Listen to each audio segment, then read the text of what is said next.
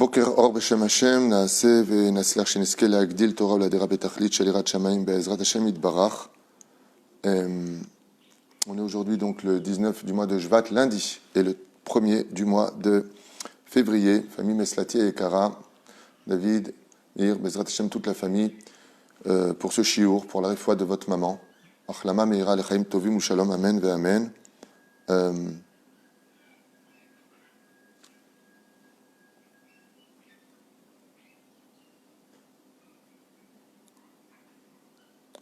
Voilà.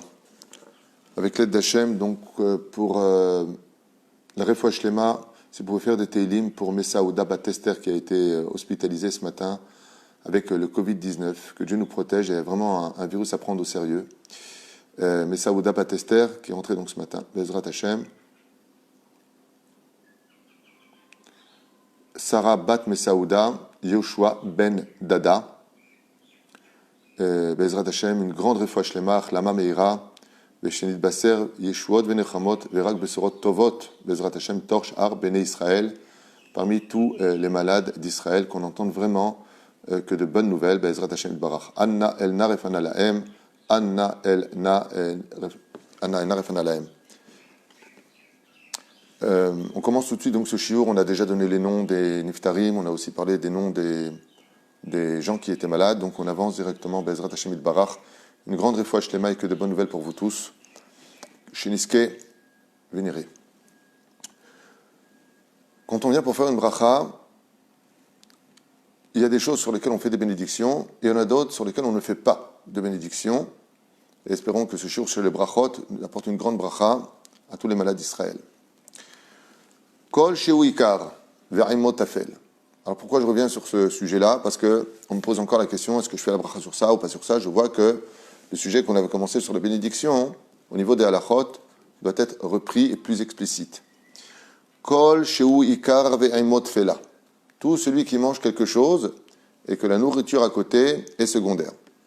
Mamarech ala ikar, ou poter et tatafel.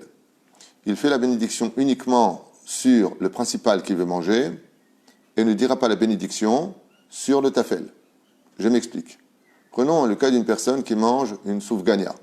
À l'intérieur de la soufgania, il y a du riba, il y a de la confiture. Alors, sur la soufgania, par exemple, on nous dit quoi? Borémine mezonot. Mais à l'intérieur, il y a une espèce de grosse boule comme ça, de riba, de confiture, dont la bénédiction, elle, par contre, est chez Akol. Elle est complètement liquide, on ne sent rien. Le goût, il est trafiqué. Donc la bracha, c'est chez Akol. Mais moi, quand je mange, je vais manger la soufgania pour la soufgania. Je ne vais pas manger de la riba. La riba, c'est-à-dire que la confiture, ne vient que accompagner le ikar de ce que je mange.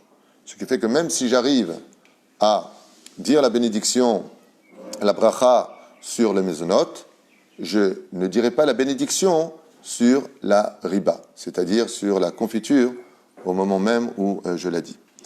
Il y a une grande marloquette à savoir aussi entre le Rav Ben Sion Abashou et le Rav Ovadia Yosef quand on mange une glace avec le cornet. Alors la glace, c'est chez Akol, Nia, Bidvaro. Et quand j'arrive au cornet, c'est Boré Mini Mezonot. Alors ici, il y a plusieurs déotes. En réalité, le cornet, je ne l'ai pas acheté pour le manger lui. Le cornet, c'est le socle dans lequel je mets la glace. Donc pour moi, le ikar, le principal, c'est la glace, c'est pas le cornet. Le cornet sert à tenir la glace. Et puis c'est vrai que c'est bon quand on le mange accompagné pour manger sa glace. Dans ce cas-là, je ne dirai la bénédiction que chez Akol Nia Bidvaro et chez Akol Poter, le cornet qui est dessous. Mais si maintenant, je commande une glace avec le très gros cornet, parce que j'aime manger ce cornet. Pour moi, le cornet, vous savez, les très grosses comme ça, on met dedans, et ça va vraiment pour le jumbo qu'on appelle. Et les gens, ils te mettent dedans la glace italienne ou ils te mettent des boules à l'intérieur. Si pour moi le cornet, il est aussi principal que la glace, et donc je prends ce très gros cornet, j'ai envie de manger le cornet, il n'est pas simplement un socle, j'ai envie de le manger, et j'ai de la glace, je dirais dans ce cas-là la bénédiction sur le cornet, Boré Mine Mezonot, puisque je le veux, pour moi il est aussi important que la glace, je veux le manger, d'ailleurs je le mange sans la glace, et je peux dire aussi chez Akol ni Abidvaro sur la glace. Mais de façon générale, un cornet Stam, normal, quand tu prends une glace, par exemple, dans un congélateur, tu dis sheakol et tu manges le cornet avec, car le cornet n'est que l'accompagnateur et non pas le ikar. La preuve en est, tu n'aurais pas pris un cornet stam pour faire maisonnette et le manger stam. Lachen, en beze shuminyan, veze ouze. Faire attention à ces lois-là parce que malheureusement, des fois, hein, on fait des brachot qu'on n'aurait pas dû faire. Là, le Rav nous donne un autre exemple. Et il dit, on est avec le Rav Yitzhak Yosef dans le Hilkut Yosef, quelqu'un qui mange par exemple, comme on a les lapet et taouga. Donc il a besoin, il a un gâteau et il a une crème. La crème, c'est chez Akol. Et il veut mettre son gâteau dans la crème. Alors on a pu penser maintenant que comme il va goûter la crème, il va faire chez Akol. Il dit non. La crème ne vient que accompagner le gâteau. C'est pour donner du goût au gâteau. C'est pas pour la crème elle-même. La crème elle-même, je n'aurais pas mangé si je n'avais pas eu mon gâteau. Comprenez bien les mots. Je n'aurais pas mangé la crème si je n'avais pas eu ce gâteau. Résultat, je ne fais pas la bracha sur la crème, puisqu'elle ne veut que accompagner ce que je suis en train de consommer. Sinon, ça s'appelle bracha chez Ena Tzricha. C'est une bracha qui n'avait pas lieu d'être faite. Donc, ani lo mevarer. Et là, pour finir, il dit comme ça, hein, Om etabel uga beriba, et il reprend l'exemple où il met un gâteau par exemple dans un peu de confiture. She'enit fela la uga, kevan she'it fela la uga, étant donné qu'elle est tafel, c'est-à-dire secondaire au gâteau, ubal et la pet et uga, en mavarchim ala gvina, et c'est pareil pour quand je mets, par exemple, je mange du pain, puis je vais le tremper dans un peu de gvina, de fromage blanc, alors je vais le tremper un peu dedans. Moi, ce que je voulais, c'était manger mon gâteau. Dans ce cas-là, je ne dis pas la bracha sur le sheakol. Mais si maintenant, j'ai envie, alors que je mange un gâteau, de manger aussi du fromage blanc, séparément, alors je prends une cuillère, je prends sans le gâteau, puisque pour moi, il est important, et je peux dire la bénédiction de sheakol. Vous voyez, la nuance, elle est très fine, mais elle est très décisive, parce que sinon, j'ai fait bracha levatala. La reine, c'est très important de savoir, est-ce que ce que je vais manger, j'aurais mangé sans l'autre? Est-ce qu'il est important pour moi? Est-ce qu'il est séparé de l'autre? À partir du moment où c'est le cas, en baiser, baya. Alachabet, aochel meat pat, rak kede le'avir et amelichut adagim. Si une personne maintenant, il a mangé de la damchot, il a mangé du thon malouach, très salé, et il prend un morceau de pain. Alors bien entendu, si ce morceau de pain, il fait moins de 18 grammes, parce qu'il y a une marloquette entre le Rambam et le Beth Yosef, à savoir combien c'est kazaït. Selon le Rambam, kazaït c'est 18 grammes. Il faut toujours faire attention, des rachagav, je n'ai pas dit dans le shiur que j'avais fait sur les brachot, mais il faut toujours faire attention, malgré tout, de ne pas dépasser les 18 grammes et pas les 27 grammes. C'est une marloquette dont on doit absolument tenir compte. Belachen, pourquoi c'est important pour nous? Par exemple, quelqu'un qui ne peut pas manger kazaït de matzot à Pessah, 27 grammes, c'est trop pour lui.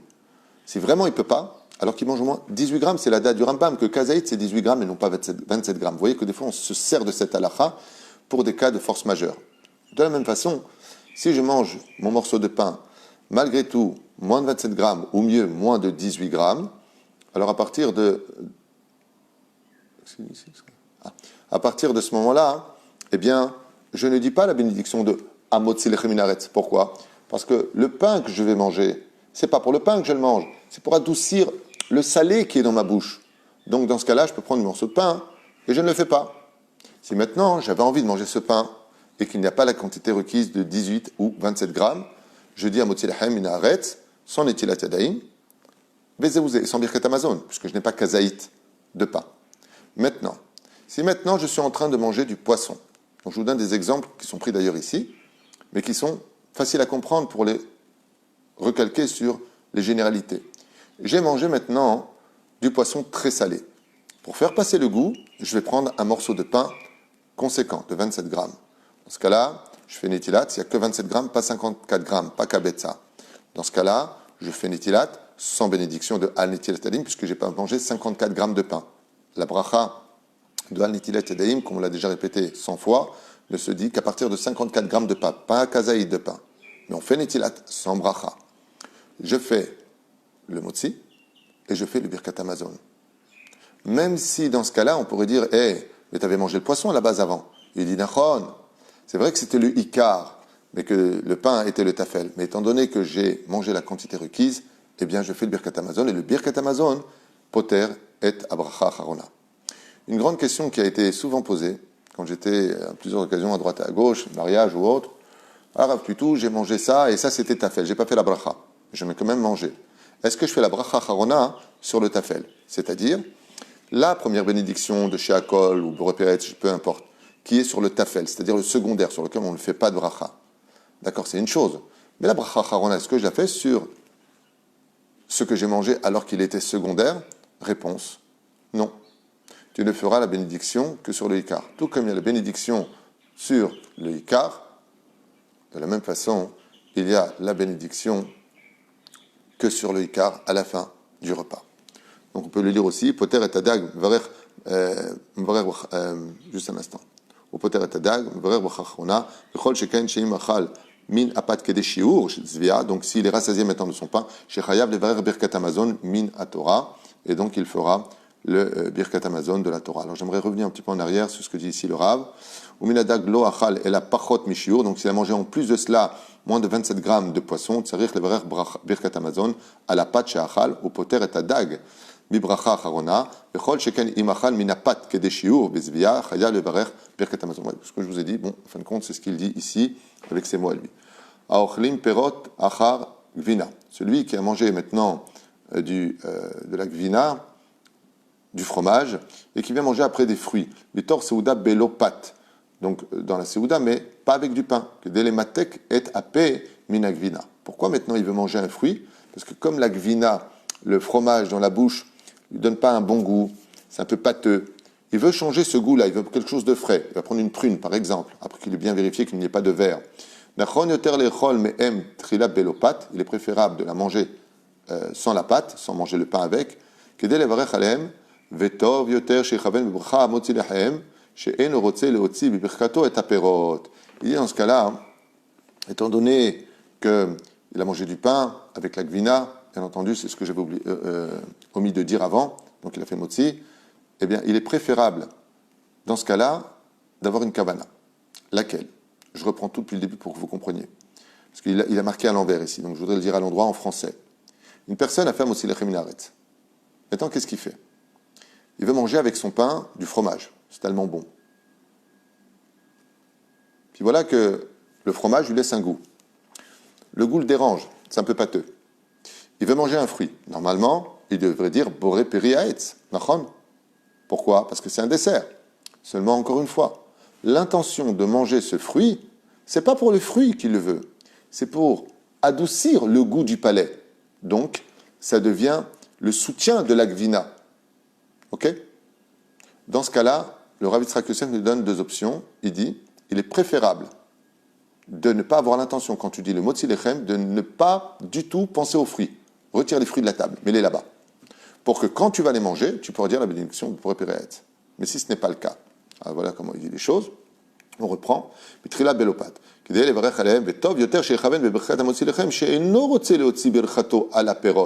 Qu'il n'a pas d'intention dans son motzi de sortir les fruits. Et c'est pour ça qu'il est très important, quand on fait un repas, de bien réfléchir avant, à l'avance, et si je veux prendre ça, qu'est-ce que je vais faire? De dire, Anilo motzi yedechova. Donc dans son motzi lechem, il dira, je ne sors pas les fruits de ma bénédiction si j'en ai besoin pour adoucir mon palais, rafraîchir mon palais par rapport à ce que je vais manger. Donc en d'autres termes, ici, Baruch Hashem, on voit que quand on est juif, on ne se met pas à table stam comme ça, on mange et puis ce qui viendra, viendra. Il faut bien réfléchir. Alors qu'est-ce qu'on fait vraiment si c'est le cas et qu'on n'a pas eu cette kavana-là et on a des fruits devant nous? Il serait important d'avoir l'intention de dire, ah, il y a une pomme, je veux bien une pomme. De manger la pomme pour la pomme. Dans ce cas-là, je dis la bracha. Et ça n'empêchera pas d'adoucir le palais et de rendre la laine plus fraîche. Zeperoucha davar, les prinat, poter, vélo, poter. Le ikar, dans un plat, dépendra principalement de l'intention de chacun de nous. Sheniske lagdil Torah ladera, sheniske kulanu le refouach lemach, la mamira, besurot, tovot, yeshua de nechamot, surtout pour la famille aussi Meslati qu'on embrasse très fort et tous les malades d'Israël, les personnes qui viennent rentrer en urgence, en opération. C'est un peu gênant de parler comme ça parce qu'on dirait qu'il n'y a que des malades et des morts. Chas v'shalom. Aval, la Torah est une source de vie, elle réavive tout. Et surtout, comme dit Rabbi Nachman de Breslev, celui qui donne du crédit à la parole des médecins condamne le malade.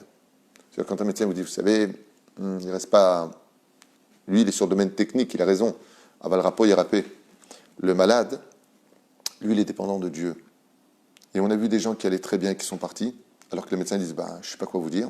Puis on a vu des gens qui étaient condamnés par les médecins et qui ont vécu de nombreuses années. Rabbi Nachman, il dit fais très attention, ne te décourage jamais. Et ce qui arrivera, arrivera. Si les médecins te disent Zéou, toi tu répondras il n'y a que Dieu qui peut dire Zéou. C'est lui qui décide. Les médecins font ce qu'ils peuvent, la situation est très dure, on doit avoir beaucoup de reconnaissance pour leur travail, faites très attention à l'ingratitude, parce que c'est très dur ce qu'ils vivent. Ah ben, de l'autre côté, comme le dit la Torah, la vie, elle est qu'entre les mains de Dieu. Masechet Ta'anit Davbet. Bezrat Hashem, Maftechot HaChaim Beyad Hashem. Il n'y a que Dieu qui peut sauver des gens, même si les médecins font leur travail. Verapo, Irapé. C'est une mitzvah d'aller chez le médecin quand on est malade. Aval, de ne pas donner trop de crédit à ce qu'ils disent, dans le sens où, s'ils donnent le médicament, Vada Shekel, on ne parle pas de ça. Je parle de leur condamnation.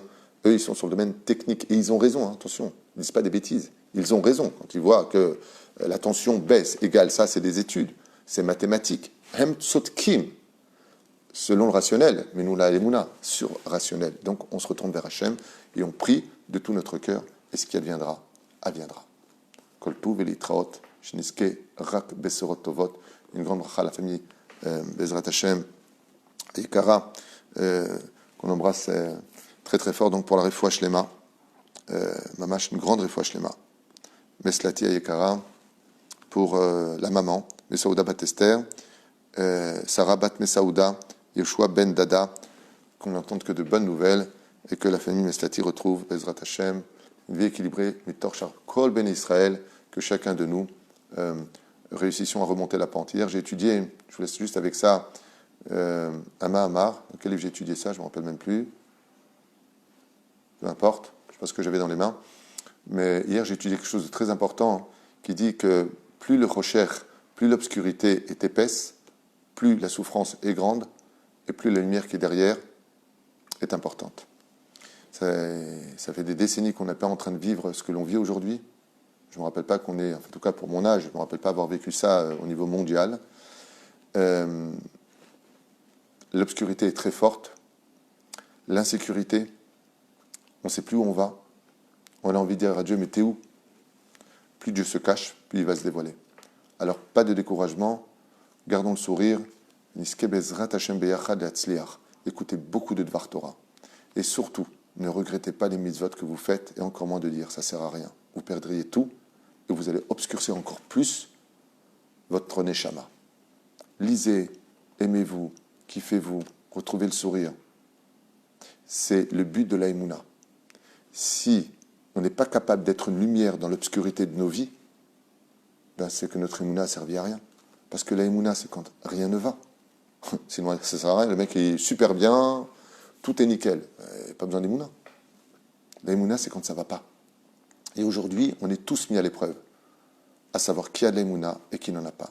Et vous savez comment on reconnaît une personne qui a de l'Aïmouna? Il garde toujours le sourire, parce qu'il a de l'Aïmouna. Alors gardez le sourire. Yom Tov et sa mère.